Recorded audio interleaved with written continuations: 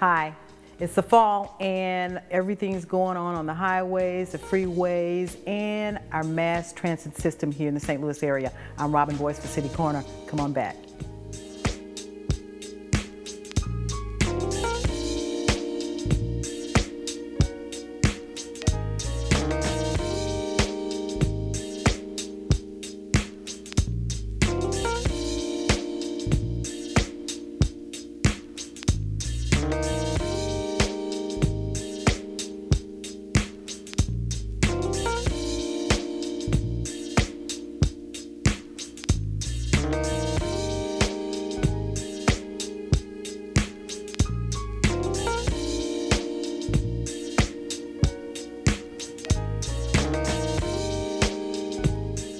Back in the studios, we have with us today Mr. Tom Blair, who is Assistant Director, or District Manager, or District Engineer for MoDOT. He's here to talk with us about the Missouri Department of Transportation and some of the great projects that you have going on and some of the things that are happening right now when it comes to us driving to and from A to B or C or where we're going in the St. Louis area. Thanks so much for coming in and talking with us. Thanks for having me, Robin. I'm sure as an engineer, you're involved with designing and helping to design and make sure that traffic flows the way it should here in the St. Louis area. Yeah, our MoDOT team in the St. Louis region is responsible for 6,000 miles of roads and over 1,000 bridges. So 6,000 miles of road, is that for the full state of Missouri, or? That's for the St. Louis region. For the St. Louis region. But you do handle what happens in Kansas City or in other parts of the state? Yeah, the Missouri Department of Transportation is responsible for all the state-owned roads and bridges. The state of Missouri, or MoDOT, is responsible for 34,000 miles of roads and about 10,000 bridges. That's a lot. That is a lot. So you keep a lot of people busy, a lot of folks working, and you keep the roads looking so good. Projects like the big one, the biggest one we had most recently, and you just mentioned it was 5 years ago that it finished off, was Highway 6440. That was a massive project. I mean, what went into putting something like that together? Yeah, well, a lot went into putting together the new I-64 reconstruction. That completed almost 5 years ago now. Time flies. Yes, it does. But a lot. That was the largest project MoDOT's ever done in our history. A $500 and some million project. Full closure of an interstate of that magnitude. Hadn't done that before. It was a design build project, which meant that we didn't just hire a contractor. We actually went through a first time forever for Missouri, that we went through a selection process where we hired firms that were contractors, design firms, and everything together, and they designed the project as they were building the project. That was huge. That was a huge project. You not only did the highways, but you worked with the walls on the freeway that protects homes. Yeah, the sound walls. I mean, it had so many aspects of that project that were new. Many of those aspects we have continued on for the last 5 years. Now many of those have become sort of a cultural shift for us at MoDOT in the way we deliver projects. So we do a lot of design build projects now where we hire design firms, contractor firms, select them through a different competitive process. So your agency learned a lot from that project then? Absolutely. Being able to expand it and do some different things futuristically. Yeah, absolutely. MoDOT learned a lot, and we're utilizing those lessons learned in delivering projects now, and I think the St. Louis region learned a lot. So a lot of our transportation providers in the St. Louis region utilize that project as a catalyst, because it was not a success just because of MoDOT. It was a success because of the region and everyone in the St. Louis region to be able to live through 2 years of interstate closure. That was huge. I mean, it was almost like having to rediscover St. Louis and how to get from the south part of St. Louis to the north part of St. Louis. How do I get to this area? Or watching the construction, that was just absolutely phenomenal, especially there at the Brentwood 6440 area, where they bought up some homes and they built these huge, what do you call those bridges? They're not quite bridges, but they're just sort of interstate to interstate bridges, overpasses. So yeah, that was a big key point for us. As one of the biggest improvements in the project was the connection of our Interstate 170 to Interstate 64. Before, you know, it's 5 years now, so I have to actually find myself reminding people that you used to actually have to get off and get onto local streets to connect from one interstate to the other. It's been long enough ago that some of us have forgotten that. Yes. But yes, that's a great improvement for the St. Louis region to finally connect Interstate 170 to I-64. Yeah, because it did shut down at Brentwood, right? Yeah. And it didn't go further than that. But on the north side of that, at 270, it kind of flows into 270 really nicely. And we were wondering, when is it going to happen for us over here? Now, I noticed that compared to the one on 270 side, it's a little bit more open. You've got 2 lanes going, emptying it into 270, but over here emptying it into the south side of the 170 exit, it's only 1 lane. Is it because there was not enough space, or what's going on there? Everything on the project, on the I-64 project, had to balance money, space, timing, all that stuff. So yeah, often it was a combination of factors that would have led to, you know, what the final project was.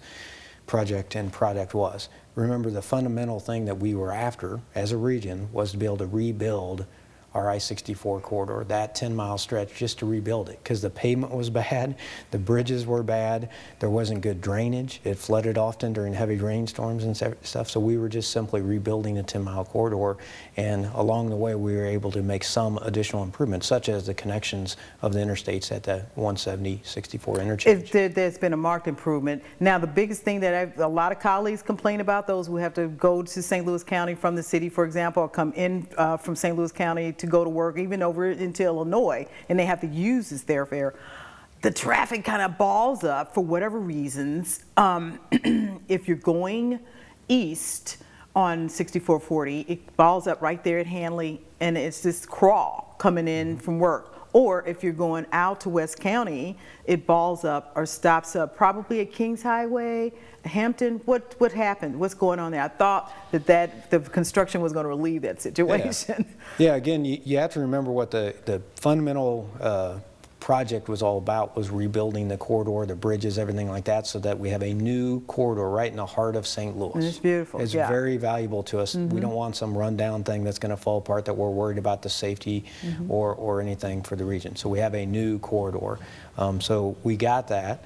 We had some constraints on the funding and the resources available to us, especially as you got east of 170. You know, it was difficult to fit everything in and to pay for everything. So we weren't able to add as much capacity, additional lanes and stuff in some areas as others. But in the big picture, we got a new corridor, we got a lot of improvements. I would say one final thing on that, Robin, is that, you know, we built it and it's so beautiful, and now we're noticing, we see the numbers all the time, and we have over 30,000 vehicles more a day on that section of I-64 than we did before we ever did that project. So people have gravitated toward the I-64 corridor because now. It's a little bit faster going east and west at this point in the game, rather than using 70, or? There's probably lots of reasons why people do it. You know, we proved as a region we could survive without it. So I do think there's probably room for some of those motorists that are gravitating toward it to possibly go to other corridors. Yeah, you know, like a 70, taking that corridor that's east and west. But are there going to be any improvements on 70, or is that something that's probably already done and you probably don't need to do anything else with that over there? Right now, the state of Missouri, we haven't increased our transportation investment for over 20 years.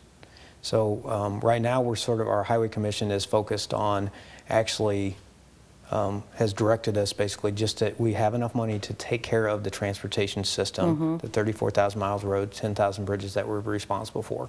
So we're focused on that. We're not really improving. We're not funded at this time to really improve or expand. So another great reason that for the St. Louis region that we had the ability at that time to put together the financing package to build a rebuild I-64 corridor in the heart of St. Louis. 270, probably one of the biggest freeways in this region here, or in this area.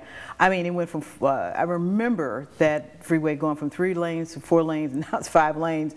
And wow, that's a lot of cars going in a loop that go from North County all the way to South County, probably past 255 and wow, that's a lot of highway, but a lot of traffic. So what does that mean? People are working more? There are folks who are utilizing that highway system a lot more. What's going on there? Because it gets jammed up some days. Yeah, there's lots of variables going on all of our interstates, but yes, 270 that connects every interstate that enters or exits this region. 44, 40, 64, yeah, it 70. connects every interstate in the St. Louis region connects to I-270. It is our loop interstate, very important to us. It has about 200 and some thousand vehicles a day that drive on most of the segments of I-270. So it's about 25,000 vehicles more a day than the sections of I-64 we were just speaking about. So it is one of our most heavily traveled interstates in the region. Lots and lots of variables that go into that. We have made some improvements. We'd like to make some more. We're doing a big study in North St. Louis County to again rebuild North St. Louis County section of I-270, but at the same time try to get some improvements for traffic flow and other modes of transportation incorporated into I-270 corridor as well as outer roads. At this time, we haven't been able to complete that study, and we don't have any funding to actually improve I-270 in North St. Louis County or any of our other roads at this time. We're in the mode of just take care of what we have. Well, you seem to do that very well because there are constantly always construction sites that are going on. What are some of the important things that people or drivers should remember when they see those cones out there, when they see those construction workers out there? Obviously you just need to slow down and pay attention in all of our work zones. You know, all of our contracted personnel as well as my team that works in those work zones, they all have family, friends, they all want to go home safely. Nobody driving through a work zone, I believe, is intentionally trying to hurt anyone. So pay attention while you're driving through work zones. Put that cell phone down. And please pay attention so you don't hurt anyone or you get hurt. Many times the motorists themselves get hurt in our work zones if they're not paying attention and driving correctly. Speaking of cell phones, now that instrument is something that is utilized more than ever right now, have you seen a lot more problems that have crept up because of cell phone usage? Absolutely. I mean, it's just every year over the past years, distracted driving has become more and more prominent in almost all of our crashes. So it's not always recorded, but it's almost always a factor, distracted driving, and all the technology that's out there that causes us to be more distracted. Society doesn't just allow you anymore just to jump in the car and drive for 2 hours. You know, your family, your friend, your coworkers often will expect you to be responsive to the text message, the cell phone call, whatever, during the time that you're driving your vehicle. So distracted driving is a very big factor, growing factor in highway safety out there. So everybody needs to be cognizant of that, be aware of that, and try their best to drive safely. Do not be that distracted driver that all of a sudden changes your life and the lives of someone else. Be a courteous driver. I mean, that's the whole thing. I'm huge on that. Be a courteous driver. I mean, like if you see a driver that needs to move over to the right or whatever, put your blinkers on, and then that driver that sees it, blink and make sure that they, I mean, there's some etiquette that folks just really need to get with on the highways that they don't do anymore. You've got a place for people to go, MoDOT.org, where they can look at what's going on the highways before they get out there? Yes, yeah, you can go to MoDOT.org. You've got cameras everywhere out there. We've got cameras everywhere, so I encourage you to go to MoDOT.org to our traveler information map. It runs 24/7. You can see 24 hours a day, okay, great. Cameras across the state. You can see road conditions, and as we enter into the winter months, you can see the actual snow. You know, is my road covered or not covered? Okay. We do have a 24/7 hotline. So you can call, people can call us 24/7 to try to get traffic information, but you can also tell us what you see out there on the highways if you see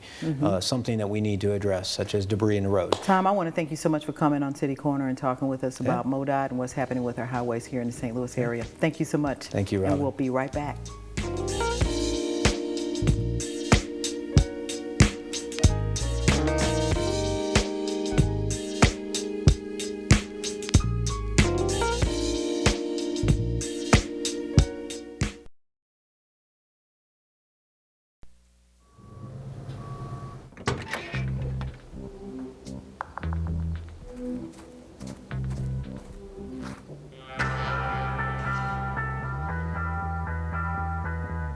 When you throw away money on wasted electricity,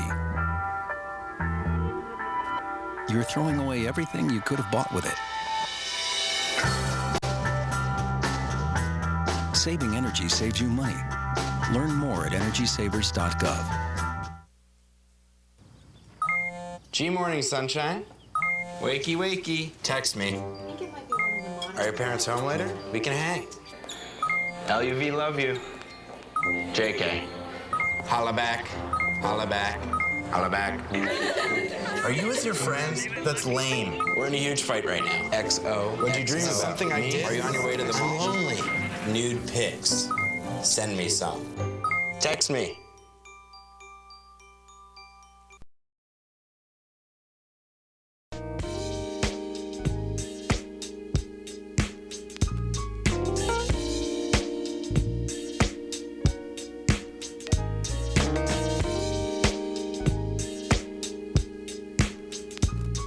Welcome back to City Corner. I'm Robin Boyce, and in the studios with me right now is Miss Dianne Williams, who is Vice President of Marketing and Communications for Metrolink, or I would say the Bi-State Development Agency. How are you, lady? I am great. Thank you for having me. It's so good to see you. Thanks. It's great to see you again, When I moved back here, too. I saw you on TV doing these interviews with the. I said, "Look at my girl."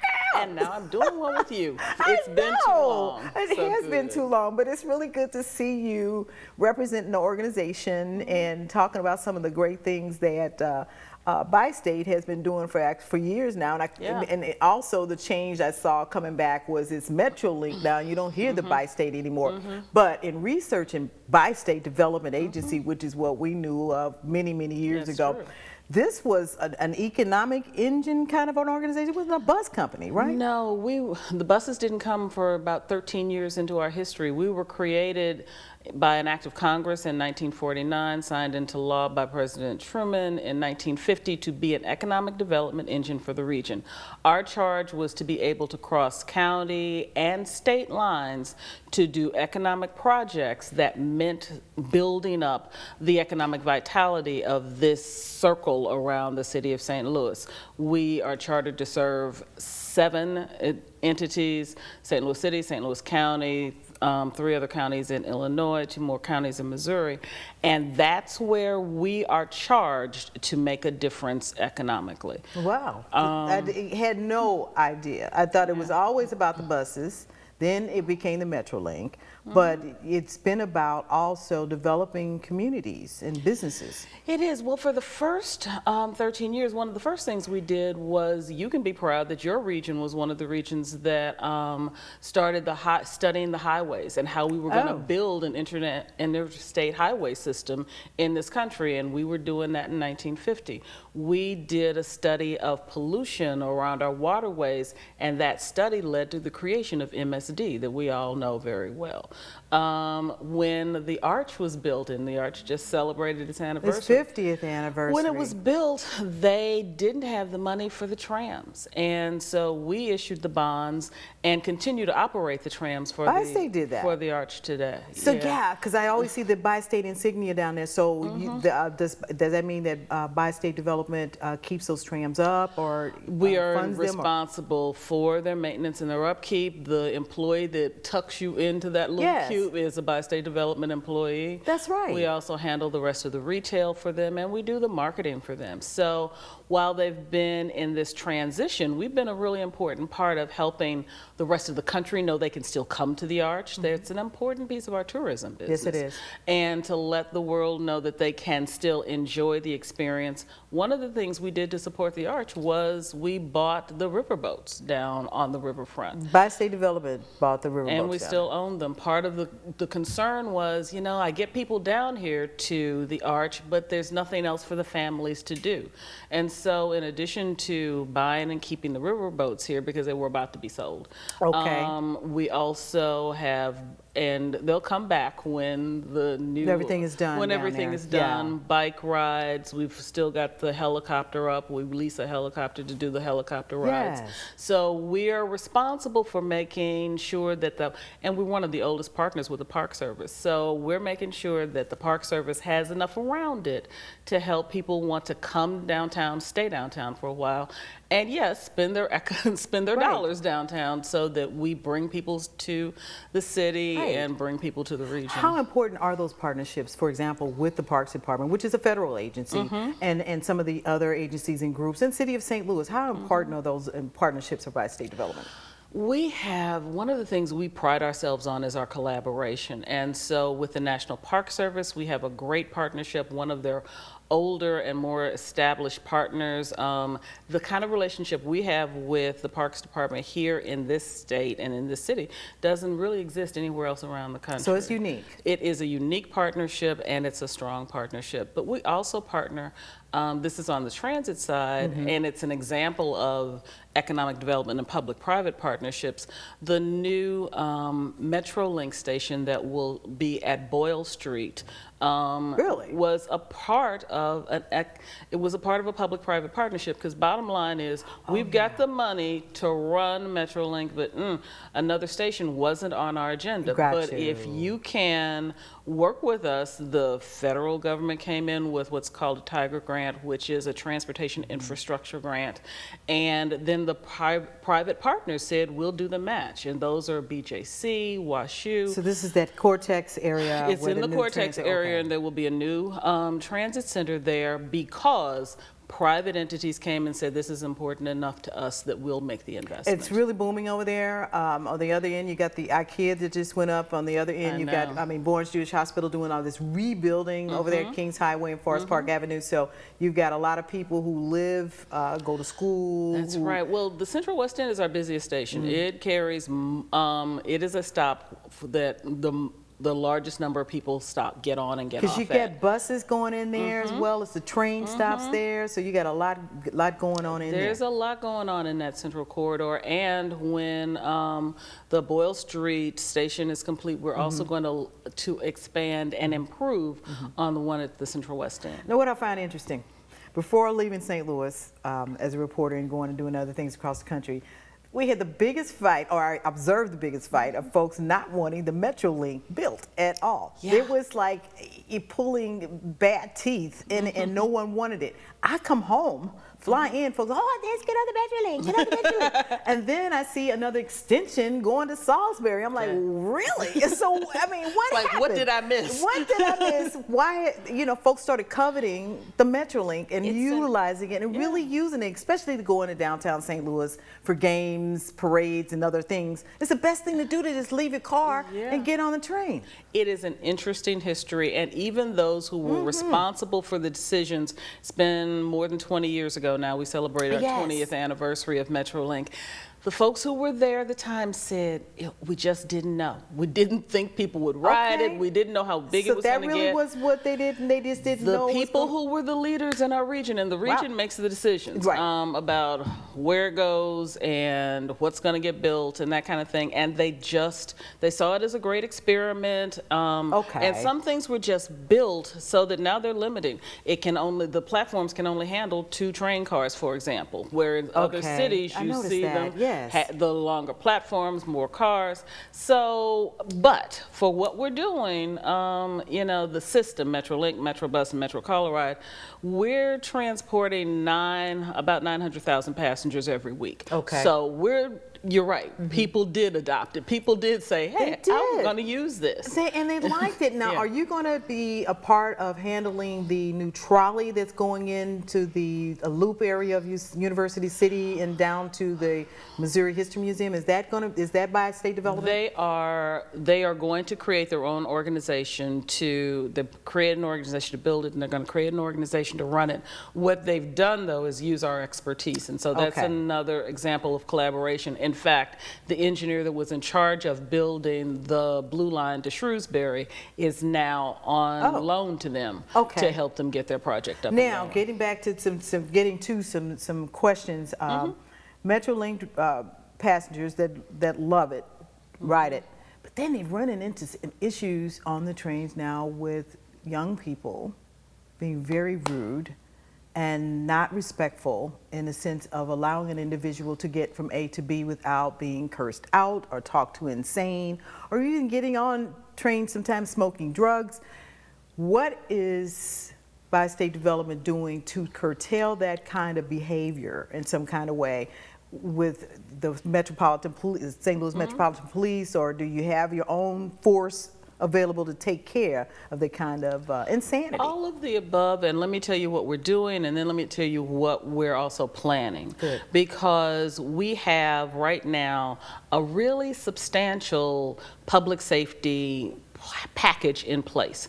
It includes more than 40 police officers, commissioned police officers who work 8 hours a day for us. That's their assignment from St. Louis City, St. Louis County, and St. Clair County in Illinois. Good. So they are on our system, on our platforms, and on our trains. That's what we've paid the city, the county, and St. Clair County to do for us.